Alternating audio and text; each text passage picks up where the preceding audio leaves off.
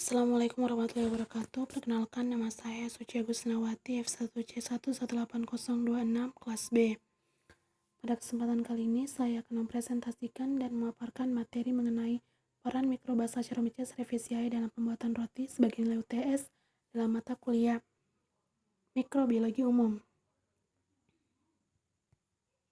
Sebagai pendahuluan, bioteknologi merupakan teknologi yang memanfaatkan agen hayati atau bagian-bagiannya untuk menghasilkan barang dan jasa dalam skala industri untuk memenuhi kebutuhan manusia.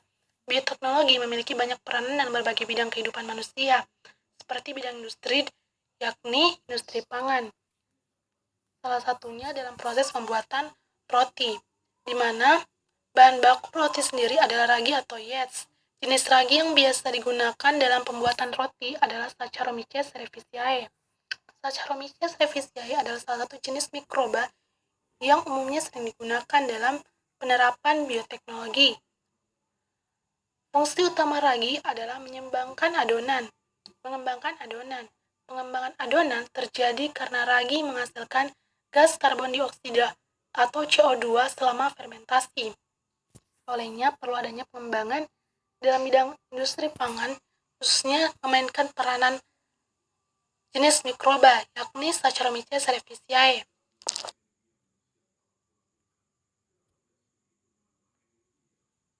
Mikroba. Seperti yang kita ketahui, mikroba yang digunakan dalam pembuatan roti di sini yakni Saccharomyces cerevisiae. Ada ciri-ciri Saccharomyces cerevisiae sendiri, yakni Saccharomyces cerevisiae merupakan kelompok mikroba yang tergolong dalam kamir atau yeast.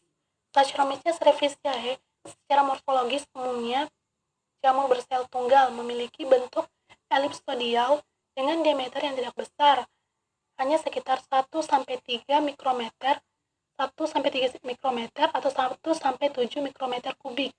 Habitatnya sendiri yakni hidup saprofit dalam tanah atau hipogean, hidup di kotoran ternak, dan banyak ditemukan pada air tape, serta biasanya hidup parasit pada tumbuhan. Reproduksi Saccharomyces cerevisiae yaitu secara vegetatif dan generatif. Secara vegetatif dengan membentuk kuncup atau tunas, dan secara generatif dengan membentuk askospora.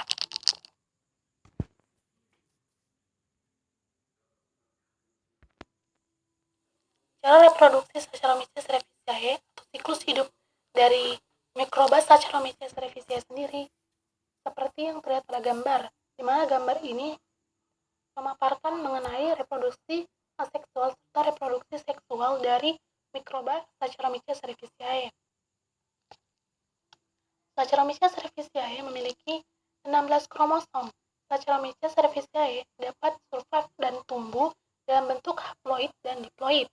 Sel haploid adalah simpel siklus hidup dalam fase mitosis dan pertumbuhan, dan jika berada dalam kondisi lingkungan yang stres akan mati.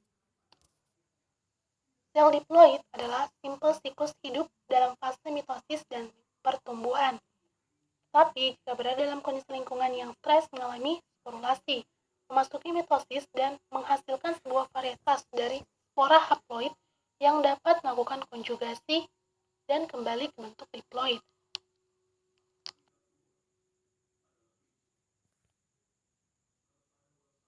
Metabolisme mikroba. Metabolisme fermentasi Saccharomyces cerevisiae berlangsung secara anaerob fakultatif, yakni kondisi miskin oksigen. Dalam pembuatan roti, di mana komposisinya sendiri yakni tepung terigu, gula pasir, mentega susu cair, baking powder, serta ragi roti, sumber nutrisi dari pertumbuhan mikroba, yakni ragi roti Saccharomyces cerevisiae ini adalah gula pasir dan tepung terigu, di mana keduanya merupakan sumber karbohidrat. Seperti yang kita ketahui, sumber karbohidrat ini memainkan peran penting dalam metabolisme mikroba untuk menghasilkan energi. Proses fermentasi seperti yang digambarkan dalam slide ini dapat dilihat proses fermentasi dari metabolisme Saccharomyces cerevisiae.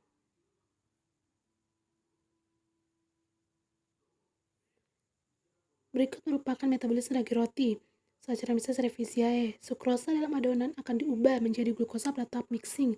Reaksi yang terjadi, sukrosa plus gula pasir menghasilkan C12H22O11 plus H2O interface 2C6H12O6. Glukosa mengalami glikolisis menjadi asam piruvat, kemudian masuk siklus TCA dan menghasilkan energi. Glukosa mengalami glikolisis menghasilkan asam piruvat terjadi secara aerob.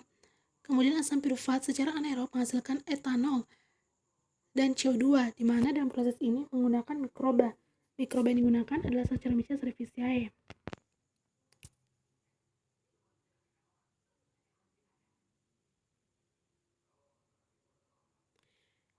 Metode perbanyakan mikroba Saccharomyces cerevisiae yang digunakan untuk memperbanyak mikroba adalah dengan cara kultur mikroba, seperti pada gambar yang digunakan kultur di sini adalah kultur stok.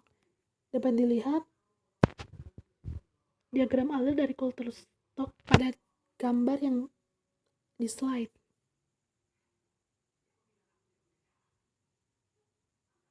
Sekian presentasi materi ini, lebih dan kurangnya mohon dimaafkan.